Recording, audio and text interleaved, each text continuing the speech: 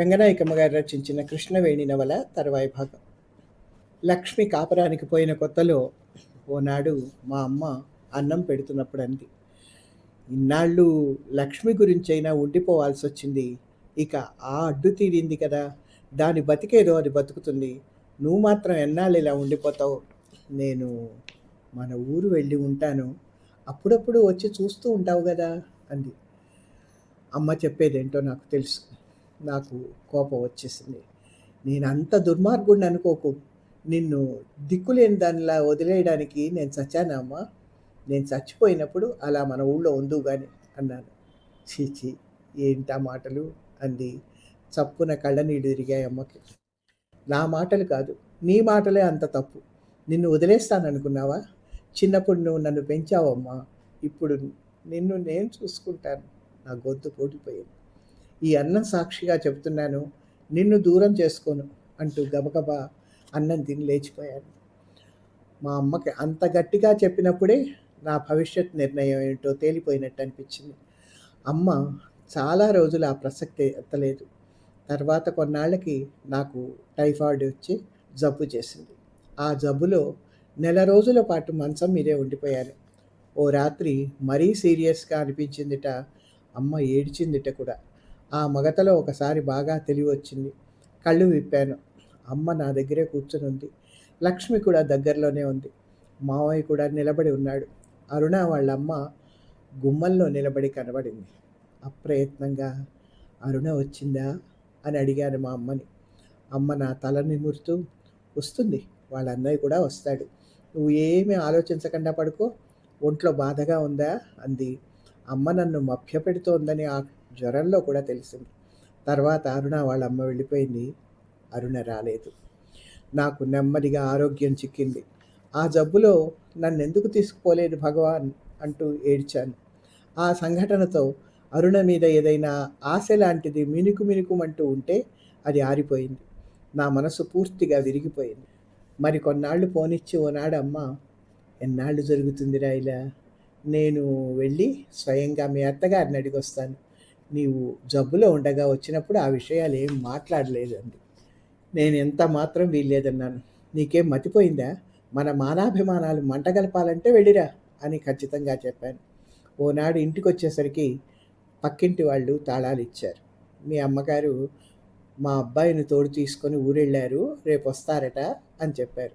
నాకు అంత అర్థమైంది. అంత గట్టిగా చెప్పిన ఆవిడ వెళ్ళినందుకు బాధపడడం తప్ప ఇంకేం చేయలేకపోయాను. వంటంతా చేసి వెళ్ళింది. అయినా ఆ రాత్రి భోంచేయకుండానే పడుకున్నాను. మర్నాటి ఉదయానికే అమ్మ వచ్చేసింది. ఏమీ ఎరగనట్టు మామూలుగా ఇంట్లో పనులు చేసుకోవడం ప్రారంభించింది. తను వెళ్ళిన వ్యవహారం ఏదైనా సుముఖంగా ఉంటే ఆ కబుర్లన్నీ చెప్పేదే. ఆ ధోరణి ఏమీ కనిపించలేదు. నేను అడగను లేదు. 4-5 రోజులు గడిచాక ఆ సంగతి చెప్పింది. అరుణ తల్లి చాలా నిందలేస్తూ మాట్లాడిందిట. పెళ్ళయ్యే వరకు ఊరుకొని తీరా అయ్యాక ఏం తెలియదని నాటకం ఆడుతున్నారు. పెళ్ళికి ముందే మేము అడిగిన విషయం మీకు తెలియకుండా ఎలా ఉంటుంది? ఇలాంటి మడత పేచీలు పెట్టుకోకపోతే అప్పుడే ఏదో ఖచ్చితంగా చెప్తే ఈ పెళ్ళి జరిగేదే కాదుగా. మిమ్మల్ని మేము, మమ్మల్ని మీరు ఆడిపోసుకోవడం ఎందుకు? ఇదంతా ఎందుకు? దాని ఆస్తంతా అక్కడికి తెచ్చుకుంటూ తింటారట కానీ ఇక్కడికి రావడానికి నామోషి వచ్చిందా? నా పిల్లని పరాయింటికి పంపడానికి పెళ్లి చేయలేదు. ఇప్పుడు దానికి వచ్చిన లోటేమీ లేదు, నాతో పాటే అది ఉంటుంది అందట ఆవిడ. సరే, ఈవిడ కోడలైతే అత్తగారు వచ్చిందన్న సంగతి కూడా పట్టించుకోలేదట. అసలు ఇంట్లో ఉండకుండా అంతసేపు ఎక్కడికో వెళ్ళిపోయిందిట. మా అమ్మ అక్కడ అన్నం కూడా తినకుండా వచ్చేసింది. ఏ లేనింటి పిల్లనో చేసుకుంటే ఈ గొడవలు ఏవి ఉండేవి కావు. డబ్బున్న వాళ్ళతో సంబంధాలు ఏమిటనే ఆలోచనే రాలేదు. పైగా తెగ మురిసిపోయాను. నీ బతుకు నేనే పాడు చేశాను. సుఖపడే రాత నీకు లేదు, నీ సంతోషం చూసుకునే రాత నాకు లేదు అంటూ అమ్మ గడపలో కూర్చొని పరి విధాల బాధపడింది. ఇదే ఆఖరి ఘట్టం. మా బాంధవ్యం పూర్తిగా తెగిపోయింది. వాళ్ళకి మాకు ఇప్పుడు ఉత్తరాలైనా లేవు. పెళ్ళయి 3 సంవత్సరాలు దాటింది. ఎక్కడి వాళ్ళం అక్కడే ఉండిపోయాము. అరుణతో గడిపింది 7 రోజులు. అవి నాకు సంతోషాన్ని కానీ సంతృప్తిని కానీ ప్రసాదించలేదు. అరుణే కావాలి, అరుణ లేకపోతే బతకలేను అనే ఉద్దేశాలతో అరుణని పెళ్లి చేసుకోలేదు. మా మేనమామ నాటకంతో అలా జరిగింది. తర్వాత సంగతులతో నా మనసు మరీ దూరం అయిపోతూ వచ్చింది. అరుణ నన్ను భర్తగా గౌరవించడమూ లేదు, ప్రేమించడమూ లేదు. ఆవిడ అందచందాలతో కానీ, భోగభాగ్యాలతో కానీ నాకు లక్ష్యం లేదు. నన్ను కోరే మనిషికి నేను అంకితమైపోతాను. నన్ను లెక్క చేయని వ్యక్తిని నేను లెక్క చేయను. ఇక జీవితంలో ఆవిడతో నాకు ఎటువంటి సంబంధాలు ఉండబోవు. నా జీవితంలో ఒక భాగం ముగిసింది. కృష్ణవేణి, నీ కోసం జరిగినదంతా ఓసారి సింహావలోకనం చేసుకోవాల్సి వచ్చింది. నువ్వు నన్ను అర్థం చేసుకోవాలని ఇంత విపులంగా చెప్పాను. కోపంతో మండిపడుతూ నువ్వు రాసిన చిన్న ఉత్తరం నన్ను ఈ పని చేయించింది. అంతా విన్న తర్వాతైనా నువ్వు నన్ను క్షమించగలవని నమ్ముతున్నాను. త్వరలో మరొక ఉత్తరం రాస్తాను. ఇంతలో నీ జవాబేమీ అక్కర్లేదు. అంతా శ్రద్ధగా విని నన్ను అర్థం చేసుకో. అకారణంగా నా మీద కోపం పెంచుకోకు. ఇక్కడికి విరమిస్తున్నాను. ఇట్లు స్నేహితుడు మాధవరావు. మాధవ్ నా ఎట్టుదుట్టు నిలబడి తన కథంతా వినిపిస్తున్నట్టు తప్ప అంతసేపు ఉత్తరం చదువుతున్నాను అన్న సంగతే మర్చిపోయాను. ఆ ఉత్తరం తర్వాత నేను పెద్ద ఆలోచనలో పడిపోయాను. మాధవ్ గురించి చెడ్డగా అనుకున్నందుకు తొందరపడ్డాననే అనిపించింది. ఎప్పుడు చిరునవ్వులు చిందించే మాధవ్కి ఇంత కథ ఉందని నేను ఎలా అనుకోను? అదే మేనమామ అంత నాటకం నడిపాడు, 2 జీవితాలు ధ్వంసం చేశాడు. అతని నేరానికి ఏ శిక్ష ఉంటుంది? మాధవ్ మీద నా మనసులో ఏదో సదభిప్రాయమే కలిగింది. మాధవ్ వంటి వ్యక్తి అరుణ కంటికి ఆనలేకపోయాడా? ఆ కంటి చూపుకి ఒక లక్ష్యమంటూ ఉండి ఉండదు. అది తళుకు బెళుకుల మాదిరి చెదిరిపోతూ ఉంటుందేమో. రత్నాలను కూడా కాళ్ళదన్నుకునే వ్యక్తులు ఉంటారేమో. అటువంటిదే కావచ్చు అరుణ. ఏనాటికైనా తన విలాసాల అలవాట్లు మార్చుకోగలుగుతుందా? కానీ కాలం గడిచిపోతే ఇద్దరికీ ఇంకెలా పొసుగుతుంది? మాధవ్ వంటి భర్త 1000 పుణ్యాల ఫలం. అంతకన్నా అనుకోవాల్సిందేమీ లేదు. కానీ మాధవ్ నన్ను మోసం చేశాడా? అది దగా కాదేమో. అతను దగా చెయ్యాలని అనుకోకపోయినా అది నన్ను అశాంతి పాలు చేయలేదా? నిజం చెప్పకుండా ఇంతకాలం భ్రమలో పెట్టడం దగా కాదా? ఈ కోపం నాలో చల్లారదు. అతని బ్రతుకు చూసి నేను బాధపడవచ్చు, కానీ అతని మీద కోపం మర్చిపోలేదు. ఆ ఉత్తరం రేణుకు చూపించలేదు. ఇంకేదో రాస్తా అన్నాడు కదా, అది కూడా రాని అని అనుకున్నాను. వారం రోజుల్లో మరో ఉత్తరం వచ్చింది. కృష్ణవేణికి ఆశీస్సులు. నా మొదటి ఉత్తరం వల్ల నా కథంతా తెలుసుకున్నావు. ఈసారి నా మనోభావాలు, నా వ్యక్తిత్వం, ఇన్నాళ్లుగా నేను గడుపుతున్న తీరు తెలియజేస్తాను. అది తెలిస్తే నన్ను నువ్వు పూర్తిగా అర్థం చేసుకోగలుగుతావు కృష్ణ. నా దృష్టిలో పెళ్ళి అనేది చాలా పవిత్రమైన బంధం. బతుకులో ముఖ్యం అదే అంటాను. ఆ క్షణమే జీవిత రథం గొప్ప మలుపు తిరుగుతుంది. ఆ మలుపు తర్వాత స్వర్గము, నరకము ఏదో ఒకటి ఎదురు కావచ్చు. జీవితంలో శాశ్వతంగా మరో వ్యక్తికి చోటిస్తున్నప్పుడు, ఒంటరి బ్రతుకుల్ని జంటగా మార్చుకుంటున్నప్పుడు, ఆ రాబోయే వ్యక్తి గురించి, గడపబోయే భవిష్యత్తు గురించి ప్రతి వ్యక్తి తప్పనిసరిగా ఆలోచించుకుంటారు. రాబోయే వ్యక్తి తనకి అనుకూలంగా ఉంటారని, ఇక నుంచి తామిద్దరము కష్టాలకు సుఖాలకి అండదండగా కలిసి రోజులు గడుపుతామని, ఒకరి సంతోషం కోసం ఒకరు ఏమైనా చేస్తామని, తోడు నీడ అన్న పదాన్ని సార్థకం చేస్తామని ఇంకా ఎన్నెన్నో ఊహిస్తారు. అందరిలా నేను అదే అనుకున్నాను. నేను నా భార్య రూపాన్ని మనసంతా నింపుకున్నాను. ఆమె చిరునవ్వులే నా సిరి సంపదలనుకున్నాను. నా భార్య కూడా నన్ను ప్రాణంలా ప్రేమిస్తుందని, భర్తగా గౌరవిస్తుందని కలలు కన్నాను. కానీ అదే నాకు కరువైంది. నేనేమీ అత్యాశలకు పోలేదు, కానీ సామాన్యమైన జీవితానికే దూరమయ్యాను. నా దాంపత్యంలో అనుకూలత అన్న భావమే లేకుండా పోయింది. నేను తెచ్చిన చీరని కంటితో చూడడానికైనా, చేతితో ముట్టడానికైనా నిరాకరించిన మనిషి నా సంతోషం కోసం ఏమైనా చేస్తుందని ఎలా అనుకోను? పుట్టెడు జబ్బుతో చావుకు సిద్ధమైతే రాత్రింబవళ్ళు దగ్గరుండి సేవ చేయకపోగా కనీసం కంటితో చూడడానికైనా ఇష్టపడని మనిషి నా కష్టసుఖాల్లో తోడునీడగా ఉంటుందని ఎలా అనిపించను? ఎలా విశ్వసించను? ఆ మనిషికి నా సంతోషం, నా సుఖం ఏది అక్కర్లేదు. అసలు నేనే అక్కర్లేదు. నా పెళ్ళి నిరర్థకం అయిపోయింది. నా బతుకు నాశనం అయిపోయింది. దానికి నేను బాధపడని క్షణం లేదు. మూర్ఖురాలైన ఒక స్త్రీని గురించి నేను స్త్రీ జాతినంతా ద్వేషించను. స్త్రీ సాహచర్యం లేకుండా ఏ పురుషుడికి శాంతి దొరకదు. ఇంతవరకు స్త్రీలోని మాతృత్వమే అనుభవించి అర్థం చేసుకోగలిగాను. పెళ్లితో ప్రణయదేవత ఒడిలో సర్వస్వం మర్చిపోగలిగే అనుభవం పొందాలని వాంఛించాను. స్త్రీకి ప్రకృతే మార్దవం సౌకుమార్యం ప్రసాదించిందంటారు. ప్రకృతి ఆ లక్షణాలు ప్రతి స్త్రీకి ఇవ్వలేదేమో. ఇంటికి చేరేసరికి చిరునవ్వుతో చల్లటి చూపులతో నన్ను ఆదరించే భార్య కావాలని మనసు కోరుతోంది. ఆవిడ ప్రసాదించే శాంతి సౌఖ్యాల కోసం హృదయం తహతహలాడుతోంది. బాధ్యతలు గల కుటుంబీకుడిగా, తండ్రిగా సంసారం గడపాలని అనుక్షణం మనసును తపిస్తోంది. నా ఇల్లు, నా భార్య, నా సంసారం, నా పిల్లలు అనే ఆనందాలు, బాధ్యతలు కావాలంటే ఎలా వస్తాయి? బజార్ నుంచి వస్తుంటే పూల మనిషి తీసుకోమని బతిమలాడుతూ ఓ చెండు చేతిలో పెడుతుంది. పువ్వులు తెచ్చి ఏం చేసుకోను, ఎవరికి ఇవ్వను. అక్కడికి ఒక్కోసారి కాదనలేక తెచ్చి ఏ పక్కింటి పాపకో ఇస్తూ ఉంటాను. ఈ 3 సంవత్సరాల్లో నేను నీతి తప్పిపోవాల్సిన అవకాశాలు రాకపోలేదు. కానీ వ్యభిచారం గురించి చాలా వ్యతిరేకమైన అభిప్రాయాలు విన్నవి. ఆ విషయంలో అనేక మంది మగవాళ్ళ కన్నా నేను వేరు. నా ప్రవర్తనకి నేనే గర్వపడతాను. నేను అలాంటి వాడిని కాదు, మంచివాడిని అనుకుంటూ ఉంటాను. శాంతి సౌఖ్యాలు ప్రసాదించే కుటుంబ జీవితం కోసమే నా తహతహ, కానీ కేవలం తాత్కాలిక శారీరక సుఖాలకి నేను ప్రాధాన్యత ఇవ్వను. ఆ భావం నాకు ఏనాడూ రాదు. అటువంటి అపవిత్రమైన జీవితం అంటేనే నాకు ఏవగింపు. ఒకసారి నేను హైదరాబాద్ వెళ్ళినప్పటి సంగతి చెప్తాను. అక్కడ నాకు కొంచెం తెలిసిన వాడితో ఊరంతా తిరిగాను. నగరంలో చూడదగ్గ ప్రదేశాలన్నీ చూపించాడు. మెహందీకి తీసుకెళ్ళాడు. వెళ్ళే వరకు అదేంటో నాకు తెలియదు. విశాలమైన హాలు, అక్కడో డాన్సరు కంటపడగానే కొంత అర్థం చేసుకోగలిగాను. సినిమాలలో ఓ అమ్మాయి కొంతమంది మగవాళ్ళ ఎదుట డ్యాన్స్ చేస్తోంది. ఆ పాటలేమిటో నాకేం అర్థం కాలే. అంత ఉర్దూ భాష. కొంతసేపు అయ్యాక మా వాడు నన్ను ఆ అమ్మాయికి పరిచయం చేశాడు. ఆవిడ వయ్యారాలు ఉలకబోస్తూ ఊరకంట చూస్తూ తమలపాకులు నోటికి అందించబోయింది. చికాకు పడి చేత్తో తీసుకున్నాను. ఆ రాత్రి ఆ మెడలోనే ఉండిపోదామన్నాడు మా వాడు. నేను ఒప్పుకోలేదు. ఆ అమ్మాయి కూడా తన భాషలో ఏదో చెప్పింది. నాకు నచ్చలేదు.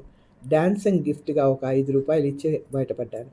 తర్వాత మాటల సందర్భంలో ఈ సంగతి, అంటే మెహందీ చూసొచ్చానని ఆఫీస్లోనూ క్లబ్లోనూ చెప్తే వాళ్ళంతా గొప్పవాడోయ్, మెహందీ చూసొచ్చావన్నమాట అంటూ తెగ అభినందించారు. చూసావా, మగవాడికి అది గర్వించదగ్గ విషయమే. మంచి చెడు ఎవరికి అక్కర్లేదు. సంఘం ప్రసాదించిన పురుష హక్కులు వినియోగించలేని వాడిని అప్రయోజకుడు అంటారు. కృష్ణ, మరో విషయం వింటావా? ఓ ఏడాది కిందట జరిగింది. మా ఇంటికి దగ్గరగా ఓ ఇంట్లో ఒక కుటుంబం కొత్తగా దిగింది. ఆ ఇంటి ఆడవాళ్ళకి, మా అమ్మకి మాట మంచి, ఆ ఇంటికి ఈ ఇంటికి రాకపోకలు మూలంగా ఆ కుటుంబం వాళ్ళు కొంచెం తెలుసు. ఆ ఇంట్లో ఓ అమ్మాయి ఉంది. 25 ఏళ్ళు ఉండొచ్చు. నేను బయటికి ఎక్కడికి వెళుతున్నా వస్తున్నా వాళ్ళ వరండాలో నిలబడి చూస్తూ ఉండేది. దారి తప్పి నేను చూసినప్పుడు చిన్నగా నవ్వేది. కానీ ఒకసారి అంతవరకు సాహసిస్తుందని ఏనాడు అనుకోలేదు నేను. ఓనాటి సాయంకాలం వాళ్ళ తమ్ముడితో ఒక చీటీ పంపింది. మీతో మాట్లాడాలని ఎన్నాళ్ళ నుంచో కోరికగా ఉంది. ఈ రాత్రికి మా ఇంటి పెరటి వైపు వస్తారని ఎదురు చూస్తాను, సెలవు, అంతే. రాత్రి చీకట్లో పెరటి వైపుకు రావాలా? నాకు చాలా అసహ్యం అనిపించింది. నీతి మాలిన ఆడవాళ్ళంటే నా దృష్టిలో గౌరవం లేదు. ఆ రాత్రి అదే ఆలోచిస్తూ పడుకున్నాను. ఎంతకీ నిద్ర రాలేదు. మనసంతా గందరగోళంగా తయారైంది. ఆ అమ్మాయి తెల్లగా చాలా అందంగా ఉంటుంది. ఎప్పుడు చూసినా నవ్వుతుంది. నన్ను కావాలని కోరి పిలిచింది. ఏంటి తప్పు? నేను నీతి నియమాలతో ఎందుకుండాలి? నిప్పు వంటి నా ప్రవర్తనకి ఎవరు ముచ్చటపడాలి? ఎవరూ లేరు. నా మంచి చెడ్డలే ఎవరికి అక్కర్లేదు. ఆ అమ్మాయి చాలా అందమైంది. నా కోసం ఎదురు చూస్తూ ఉంటుంది. బయటకు వచ్చాను. వెన్నెల రాత్రి అయినా చందమామకి మబ్బులు గమ్మి వెన్నెలంతా మసకబారిపోయింది. ఏదో ఆవేదనతో నడుస్తున్న నేను ఎవరో అడ్డగించినట్టు ఆగిపోయాను. హఠాత్తుగా ఎక్కడికి వెళ్తున్నాను అని నన్ను నేనే ప్రశ్నించుకున్నాను. ఏనాడు లేని ఏంటి ఈ విపరీతం? క్షణికమైన అనుభవం కోసం ఎందుకు ఈ దొంగ బతుకు? నన్ను చూసుకొని నేనే గర్వపడే నా నీతి నియమాలు ఏ గంగలో కలిశాయి? నా ప్రశ్నలతో నేనే సిగ్గుపడిపోయాను. నా నీతి నియమాలు ఎవరి కోసం అనే ప్రశ్న ఏమిటి? నా నీతి నియమాలు నా కోసమే. వాటిని చూసి ఎవరో ఆనందిస్తారనా? నా ప్రవర్తన చూసుకొని నేనే సంతోషించాలి. నేను నాకే ద్రోహం చేసుకోకూడదు. ఎవరికి ద్రోహం చేయకూడదు. వద్దు. అమాయకురాలైన ఓ యువతి బ్రతుకు నాశనం చేయొద్దు. తెలుసో తెలియకో తప్పుగా ప్రవర్తించింది. తెలిసి తెలిసి నేను చేయబోయిన నిర్వాకం ఇదా? లక్ష్మే ఇలా ప్రవర్తించిందని తెలిస్తే ఎంత బాధపడిపోతాను. తిరిగి పక్క మీదకి చేరుకున్నాను. తప్పు చెయ్యలేదు అనే ఆనందంతో పొంగిపోయాను. ఎందుకో అయోమయంగా ఎంతోసేపు వెక్కి వెక్కి ఏడ్చాను. ఏనాటికైనా నా ఆత్మనిగ్రహం సడలిపోవచ్చు. చెడుదారంలో బతుకు సాగించవచ్చు. నీతి నియమాలు లేని వ్యసనపరుడుగా, అప్రయోజకుడిగా గడిచిపోతుందా బతుకు? ఎంత గౌరవ కుటుంబీకుడిగా, ఎంత ఉన్నత స్థితిలో బతకాలనుకున్నాను. చివరికి ఎలా తయారయ్యాను? నేను అలా అవను, చెడిపోను, దారి తప్పను అనుకున్నాను. కొంచెం శాంతపడి ఆలోచిస్తే ఆ అమ్మాయికి ఓ ఉత్తరం రాయొద్దామా అనిపించింది. మీరంటే నాకు ఇష్టం, నేనంటే మీకు కూడా ఇష్టమైతే నన్ను పెళ్లి చేసుకోండి అని గనక నువ్వు రాస్తే నేనెంతో సంతోషించేవాడిని. నీతో పెళ్ళికి నేను ఇష్టపడతానో లేదో అది వేరే సంగతి అని రాస్తే అని అనుకున్నాను, కానీ రాయలేదు. ఆ మర్నాటి సాయంత్రం ఆ అమ్మాయి మళ్ళీ ఉత్తరం పంపించింది. ఆ కాగితం తెచ్చిన పిల్లవాడిని ఉండమని చెప్పి ఆ ఉత్తరం చదివాను. మీకోసం రాత్రంతా ఎంతో ఆరాటపడ్డాను. ప్రతి క్షణం మీరు వస్తారనే ఎదురు చూశాను. మీకు దయలేకపోయింది. నన్ను నిరాశపరిచారు. ఎవరైనా చూస్తారని భయపడ్డారేమో అనుకుంటున్నాను. అటువంటి జంకు మాత్రం ఏమీ అవసరం లేదు. తాతగారు ఊరెళ్ళారు. ముసలావిడ ఎప్పుడో నిద్రపోతుంది. ఈ రాత్రికైనా వస్తారని ఆశతో ఎదురు చూస్తాను అని రాసింది. నాకు చాలా కోపం వచ్చింది. అసహ్యం వేసింది. అయినా కొంచెం శాంతపడి వెంటనే జవాబు రాశాను. చెల్లి, సోదర ప్రేమతో చెప్తున్న ఈ 4 మాటల్ని నిర్లక్ష్యంగా తోసేయకు. నీ ఆహ్వానం మరెవరికి పంపినా వెంటనే స్వీకరించేవారే. స్త్రీకైనా పురుషుడికైనా శీలాన్ని మించిన ఆభరణం లేదమ్మా. నిలకడలేని మనసు 1000 విధాల పరుగులెడుతుంది. తుచ్చమైన కోరికలకు పవిత్రమైన శీలాన్ని బలి చేసుకోవడం నీతి కాదు. సోదర ప్రేమతో చెప్పిన ఈ 4 మాటలు బతుకంతా గుర్తుంచుకుంటావని నమ్ముతాను. ఒక సోదరుడు. ఆ చీటీ వాళ్ళ తమ్ముడి చేతే పంపించాను. దాని ప్రభావం ఆ మనిషి మీద ఎలా ఉంటుందో నాకు తెలియదు, కానీ నేనేదో గర్వించదగ్గ పని చేసినట్టు మాత్రం సంతోషించాను. ఆ ఏడాదే ఆ అమ్మాయికి పెళ్ళయింది. రోడ్డుకి అటువైపు వాళ్ళ గుమ్మంలోనే పెళ్ళి. మా ఇంటికి శుభలేఖ ఇచ్చారు. ఆ పెళ్ళికి వెళ్ళి నేను కుంకుమ భరణ బహూకరించాను. ఇప్పుడు ఆ కుటుంబం ఇక్కడ లేదు. ఆ పెళ్లి తర్వాత ఆ అమ్మాయి ఎక్కువగా కనిపించేది కాదు. కనిపించినా తల వంచుకునేది. అప్పుడప్పుడు నాకు ఈ అమ్మాయి గుర్తొస్తూ ఉంటుంది. కృష్ణ, నన్ను అర్థం చేసుకోవాలనే నీకు ఈ విషయాలు చెప్పాను. నా వెనకటి బతుకు గుర్తొస్తే ఒక్కోసారి తీరని ఆవేదన పాలవుతాను. ఎందుకో నాకు ఎప్పుడు నిరాశ, విరక్తి. అంత కష్టం ఏమొచ్చింది నాకే అర్థం కాదు. ఎందులోనైనా పడి చావాలనుకుంటాను. లేదా నన్ను నమ్మే అమ్మాయిని తీసుకొని ఏ దూర తీరాలకో పారిపోదాం అనుకుంటాను. ఎక్కడికో పోయి అక్కడ ఎలా బతుకుతాను? అన్నీ పిచ్చి పిచ్చి ఊహలు. కానీ ఏదీ చేయలేను కృష్ణ. అన్నిటికీ అప్రయోజకుడినే. ఒక్కోసారి హఠాత్తుగా ధైర్యం వస్తుంది. అసలేముంది ఇబ్బంది? నేను అక్కడికి రానని చెప్పేస్తే అరుణతో తెగతెంపులు ఎత్తిపోతుంది. తర్వాత మళ్ళీ పెళ్లి చేసుకోవచ్చు. అసలేముంది సమస్య అనుకుంటాను. కానీ మళ్ళీ పెళ్ళి. పెళ్ళి అంటేనే భయం. అప్పుడేం సమస్యలు వస్తాయో, ఆ మనిషి ఎలా ఉంటుందో అనిపిస్తుంది. ఎందుకొచ్చిన బెడద అంటూ అసలు పెళ్ళెందుకు అనిపిస్తుంది. అన్నింటినీ మించి నా వంటి దురదృష్టవంతుణ్ణి కరుణించే హృదయం ఏది? నా దినచర్యలో ఒక సరదా లేదు, ఒక సందడి లేదు. కనీసం నాకు సినిమాలు కూడా చూడాలనిపించదు. ఆ కథల్లో ప్రేమలు చూస్తున్నంతసేపు ఎందుకో బాధపడతాను. అందుకే ఎప్పుడూ వెళ్ళను. నిరాశతో రోజులు దొర్లిస్తున్న కాలంలో నిన్ను చూశాను. నా నిరాశలో నుంచే అంత తెగింపు వచ్చింది. సరే, నా ఈ 2వ ఉత్తరం ముగిస్తాను. త్వరలో నా భవిష్యత్ నిర్ణయంతోనూ నీ ప్రశ్నలకు జవాబుగాను ముచ్చటైన 3వ ఉత్తరం రాస్తాను. నన్ను గురించి ఆలోచిస్తూ ఉండు. స్నేహితుడు మాధవ్. ఇక్కడ ఆపుతాను. ఎందుకంటే రచయిత చెప్పిన 1, 2 వాక్యాలు చెప్పుకుందాం. సవరణలు. ఇంత పెద్ద ఉత్తరం రాశాడు మాధవ్. తన చరిత్రంతా రాసుకుని అంత పెద్ద ఉత్తరాన్ని అతను రిజిస్టర్ చేయకుండా సాదా పోస్ట్‌లో పంపేశాడు. స్టాంపులు కూడా సరిపోయేలాగా అంటించకుండా బేరింగ్ పడేలాగా. ఇంజనీరు పాత్రని ఇలా చూపిస్తే అది తెలివి తక్కువ పాత్ర అవుతుంది. ఈ పాత్రలో ఇంకో తెలివి తక్కువతనం జరిగింది. ఇతను కృష్ణవేణిని కొన్ని ప్రశ్నలు అడిగినప్పుడు బహుభార్యాత్వం మీద ఎందుకు కలిగాడు? బహుభార్యాత్వం అంటే ఒకే సమయంలో ఒకరికన్నా ఎక్కువ మంది భార్యలు ఉండడం. మాధవరావు అలాంటి పరిస్థితిలో లేడు. మొదటి భార్యతో సంబంధం పోయిందని నమ్మిన తర్వాతే కృష్ణవేణితో ఉత్తరాల స్నేహం ఆశించాడు. తన పట్ల ఆమె సుముఖంగా ఉంటుందో లేదో తెలుసుకోవాలంటే రెండో పెళ్లివాడి మీద అభిప్రాయం అడగాలి. అంతేకాని బహుభార్యాత్వం మీద ఎందుకు? 2 భార్యలతో ఉండాలని అతను అనుకోలేదు.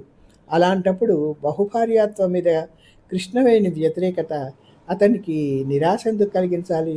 మొదటి భార్యతో చట్టపరంగా విడిపోలేదు కాబట్టి తన జీవితం, ఆ జీవితంలోకి రెండో స్త్రీ వస్తే అది బహుభార్యాత్వమే అవుతుందని అతను అనుకున్నాడా? ఒక స్త్రీ గురించి స్త్రీ జాతినంతా ద్వేషించను. ఈ వాక్యాన్ని కొత్తగా చేర్చానా అనే అనుమానం నాకే వచ్చింది. లేదు, ఇది ఇలాంటివి మొట్టమొదటి ముద్రణలోనే ఉన్నాయి. నాకే ఆశ్చర్యం కలిగించేలాగా.